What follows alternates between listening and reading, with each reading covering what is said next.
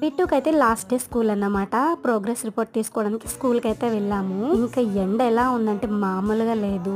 ఏదైనా cool drink గడిగడా తాగేద్దామా అనిపించింది. ఇంకా పిల్లలు ఉన్నారు కదా, సో అలా కాదని చల్లని ఐస్ క్రీమ్స్ అయితే తిందామని షాప్ దగ్గర అయితే ఆపాము. అసలు ఐస్ క్రీమ్ కడుపులోకి వెళ్తుంటే గొంతు దిగుతుంటే అబ్బా ఎంత హాయిగా అంటే అంత హాయిగా ఉందన్నమాట.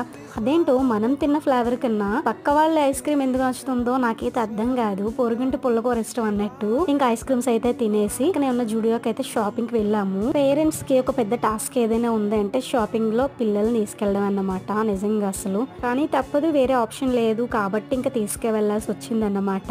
నెక్స్ట్ ఈ టాప్ అయితే నేను ట్రై చేశాను. మనకి అంతగా సెట్ అవ్వలేదు, పక్కన పెట్టేశాను.